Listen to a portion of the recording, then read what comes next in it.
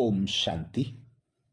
महाकुंभ संगम पर क्या हम डुबकी लगाने से पावन बन जाएंगे? हमारे पाप नष्ट हो जाएंगे?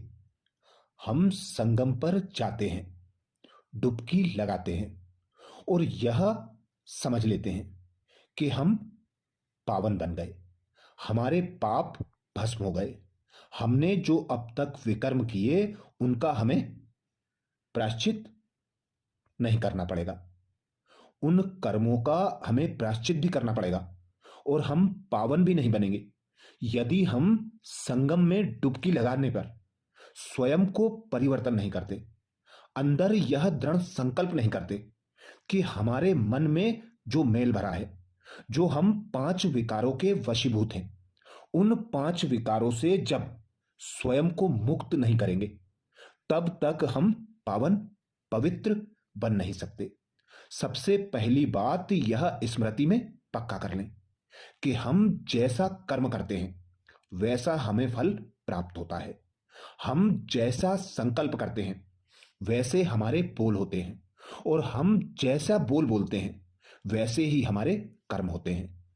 तो सबसे पहली डुबकी संगम में हम लगाते हैं तो पहला संकल्प करें कि अब हमारे जो भी संकल्प होंगे वो सभी के लिए सुखदायी होंगे, कल्याणकारी होंगे।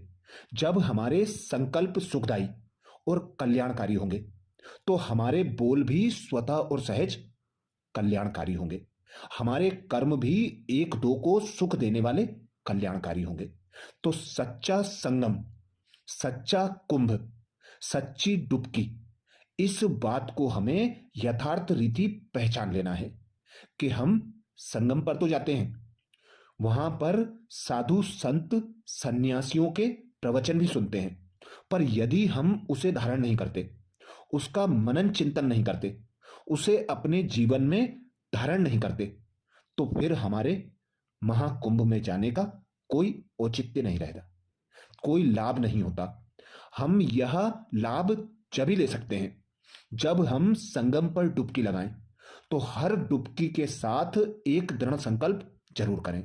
जैसे हम मान लें कि हम 5 विकारों के वशीभूत हैं, काम, क्रोध, लोभ, मोह और अहंकार। ये 5 विकार ही हमें गर्त में ढकेलने वाले हैं, हमारे जीवन को नरक बनाने वाले हैं। अब यदि हम महाकुंभ में जाते हैं, संगम पर डुबकी लगाते हैं, डुबकी लगाने के साथ हम यह संकल्प ले लें कि पहली डुबकी के साथ हम अब काम विकार के संकल्प से भी स्वयं को मुक्त करेंगे।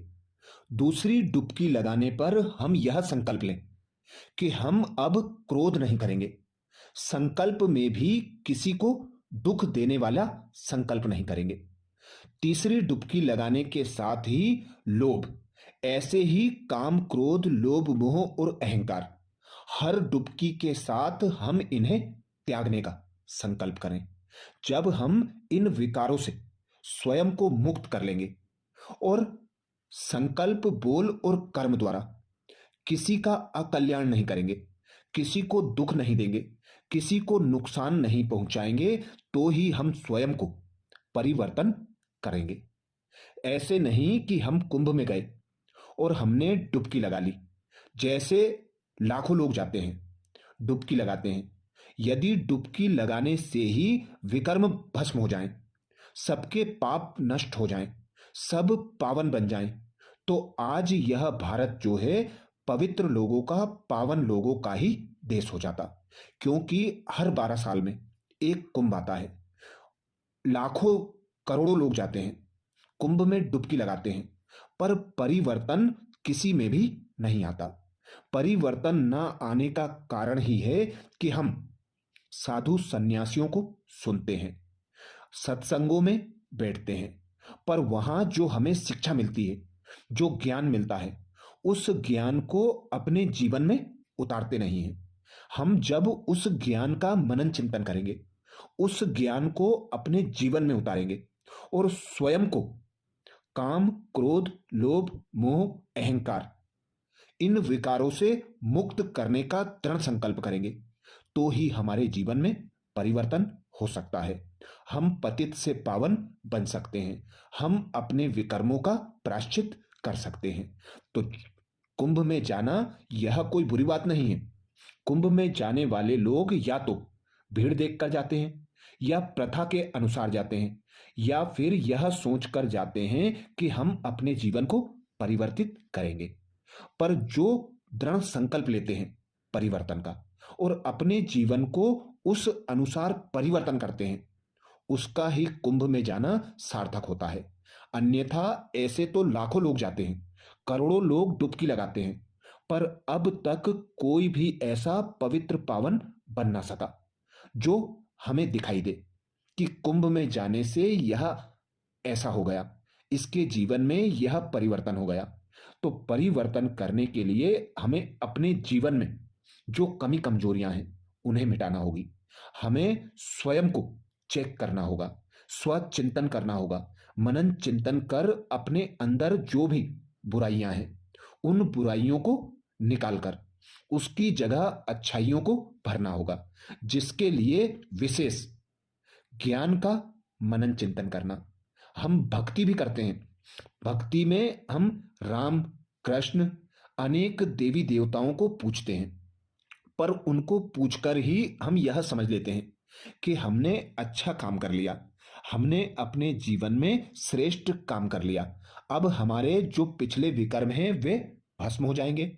आगे हम गलत कर्म करते हुए पूजा कर लेंगे तो भी हमें कोई पाप नहीं लगेगा। तो यह सोचना गलत है। हम राम को पूछते हैं, कृष्ण को पूछते हैं, तो राम और कृष्ण के जो कर्म हैं, सद्गुण हैं, उन्हें अपने जीवन में धारण करना, यही सच्ची और श्रेष्ठ पूजा है।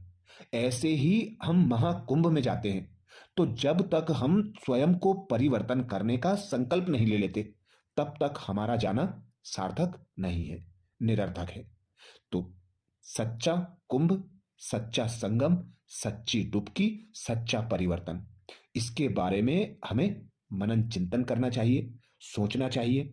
हम क्यों जा रहे हैं, उस जाने के पीछे हमें लक्ष्य लेकर जाना चाहिए और उस लक्ष्य के अनुसार ही स्वयं के जीवन में लक्षण धारण कर स्वयं को परिवर्तन करना चाहिए। अच्छा, ओम शांति।